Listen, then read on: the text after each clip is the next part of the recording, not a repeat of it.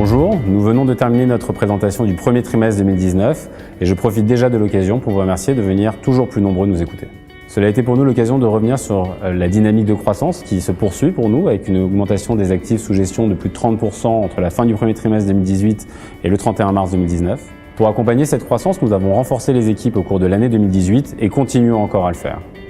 Nous allons avoir l'occasion d'annoncer dans les prochaines semaines une embauche au sein de l'équipe commerciale avec un spécialiste dédié au marché des indépendants francophones et un recrutement est en cours pour soutenir la bonne dynamique que nous observons sur le marché belge.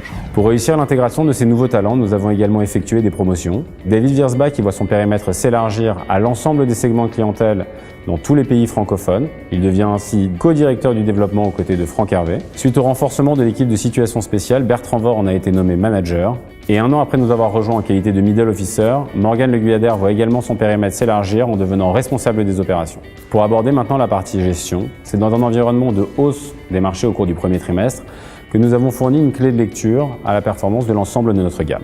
La poche longue action, tout d'abord, le socle de notre portefeuille qui est présente en permanence dans l'ensemble de notre gamme, a délivré une performance très solide au cours du premier trimestre et notamment sur les fonds professionnels. Pour mémoire, les fonds professionnels sont plus concentrés et plus exposés que les fonds UCITS. Concernant le moteur short, si la stratégie a été négative au cours du premier trimestre, c'est après avoir été le meilleur contributeur à la performance sur l'ensemble de notre gamme au cours du quatrième trimestre. L'environnement actuel n'est pas favorable à cette stratégie, pour autant nous avons décidé de maintenir le niveau actuel d'exposition. Je laisse ce soin à Giacomo De Nardis de vous dire quelques mots sur le contexte dans lequel évolue actuellement la stratégie short. Après un Q4 2018 où le short equity était le meilleur contributeur des fonds de Varenne, Q1 2019 a signé une performance négative. Depuis l'assouplissement des postures de la politique monétaire aux États-Unis et en Europe, nous avons pris des actions correctives. Il était prévu qu'on augmente notre exposition short, qui est actuellement 6,3% sur les fonds UCITS et 7,5% sur les fonds non UCITS,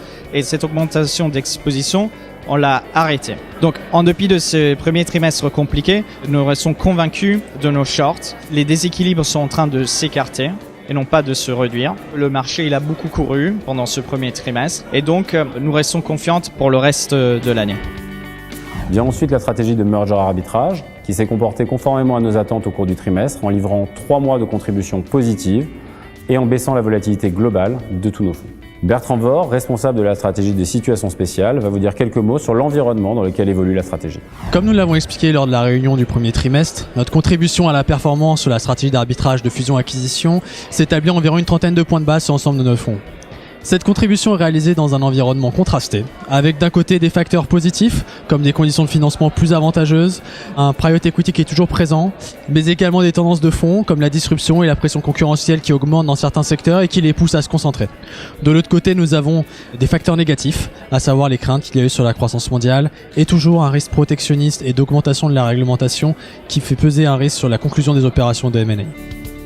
Concernant la stratégie de couverture macroéconomique, si le premier trimestre n'a pas été un environnement propice à cette stratégie, c'est après avoir joué un rôle crucial dans toutes les phases de stress au cours de l'exercice 2018. Dans ce contexte incertain, où les phases de hausse et les phases de baisse ne cessent de se succéder, nous considérons que notre gestion a une vraie place à jouer dans vos allocations, en vous permettant d'une part de capter le potentiel de hausse des marchés, tout en baissant de façon très significative le risque de perte en capital. Nous serons ravis de vous accueillir toujours plus nombreux à notre présentation du deuxième trimestre 2019, qui se tiendra le 9 juillet à Paris, au Westin.